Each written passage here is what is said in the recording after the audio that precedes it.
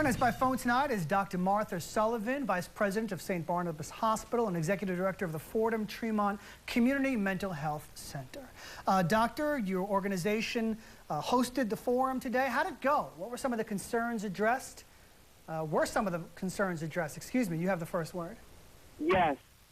Thank you for having us this evening. At Fordham-Tremont Community Mental Health Center, which is part of St. Barnabas Hospital, we celebrated Black History Month and the year of our 35th anniversary with a special grand round focused on community violence and community mental health. Our subtitle was, "How Can We Help to Heal Our Communities?"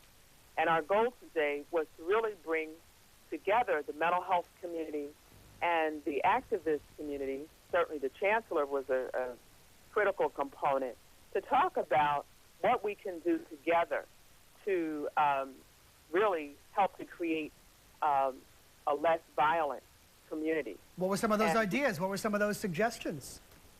Well, I thank the chancellor for really encouraging everyone to have an honest conversation and ask the hard questions. And our discussion actually went towards treatment and intervention. Staff were able to talk about the mothers that they have in treatment already who have lost children to violence. And Jackie Rowe Adams was great in adding to the discussion the ways that she uses to engage. You know, we clinicians talk about how we engage people in treatment. And it was a great discussion in the sense that clinicians and Ms. Adams as an activist, Rowe Adams, could really talk about comparing strategies. We all felt, for example, that first of all, we have to be asking the right questions. The focus on mental illness and mental health and violence right now, we really have to keep in mind that most violence is not perpetrated by people who are mentally ill. Mentally ill people are more likely to be victims of violence than perpetrators.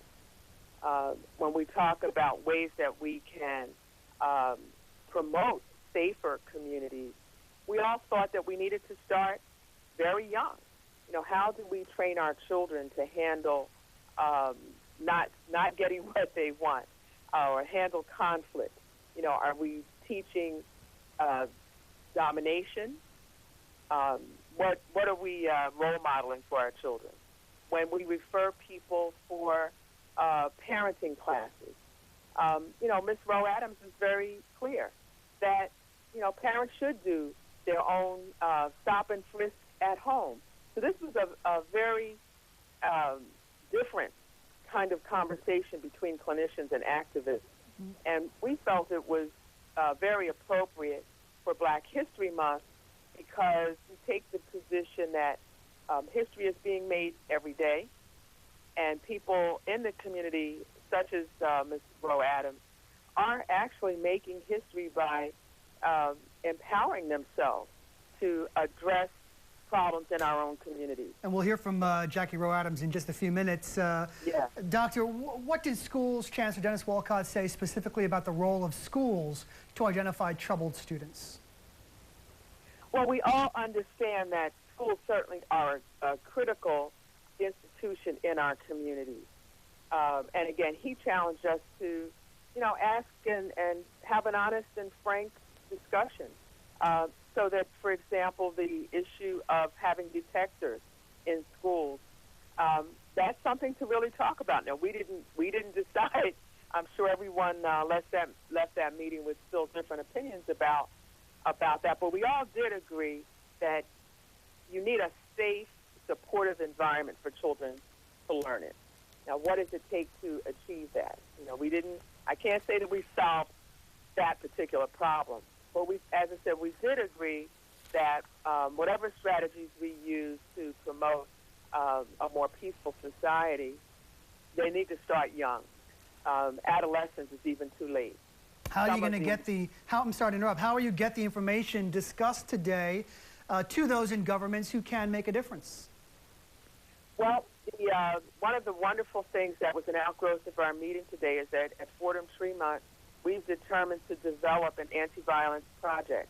So some of our clinical staff, we will be continuing to work with the community to look at strategies that both mental health and the activist community can together develop to further our anti-violence work. I do want to add that this came about really because of the activist community. Also another organization, Women Against Violence Everywhere, that's a Bronx-based organization, approached us first to help to provide support groups for parents who had lost their children due to violence.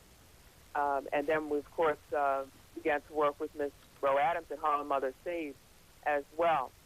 So I can't tell you that we have all of the answers, but we had a wonderful dialogue, and I think some really exciting work is going to come out of it. We're talking about it too. Dr. Martha Sullivan from St. Barnabas Hospital, thanks so much for calling up and having the first word tonight.